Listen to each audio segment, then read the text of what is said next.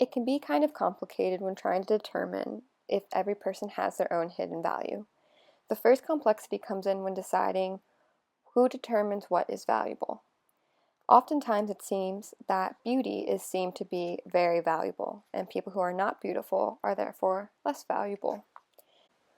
An example of this in one of our stories is when Nukun was looking for someone to marry. Although she was met with very many eligible bachelors, she was very picky, and she was able to find flaws in everyone that she met. However, then the stranger came to the village, and she found him to be the most beautiful person she'd ever met. He automatically became the most valuable person, and she wanted to marry him. However, we see her mistake when she goes after the stranger, and he turns into a snake, slowly eating her and transforming her, so that she is no longer seen as beautiful. Her value was misplaced. Another example of this conflict is from one of my favorite stories, and that is the story with the goat rider. In the story, Goat Rider is seen as being negative and having the ugly characteristics, especially compared to her sister, who is beautiful and demure and quiet.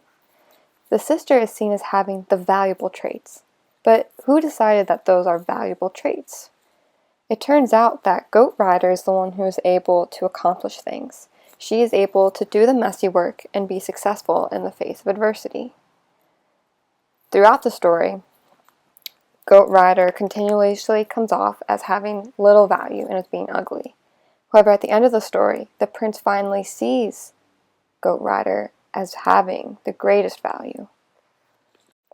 I'm very much able to connect with this conflict on an individual level. For so long, I put my value in my looks and my appearance.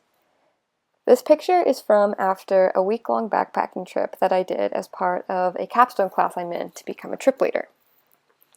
While on this trip, I got dirty and sweaty, and in this picture, I hadn't showered in weeks. My face is red, and my hair is frizzy. These are all characteristics that I would usually be ashamed of, and I would never want anyone to see this picture because that would be so embarrassing. However, this picture actually represents my strength in getting through that week-long trip. It shows my willingness to get dirty and my ability to enjoy nature and have fun. These are all characteristics that I actually highly value, and this picture represents those values. When I discovered this hidden value in myself and stopped putting so much stock on my looks, it allowed me to actually figure out my overall bigger values and what motivated me in life. It also allowed me to find value in others. No longer was I just looking at their appearance. Instead, I was figuring out what they valued, what was important to them, and seeing if we had similarities.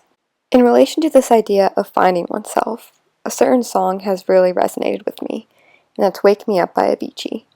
In the song, he says, "So wake me up when it's all over, when I'm wiser and I'm older. All this time I was finding myself, and I didn't know I was lost." This really struck a chord with me because I think of how much in my adolescence I was waiting until I was thinner and prettier and fitter, and that's when I would begin living my life. But in actuality, my life did not begin when I became more fit.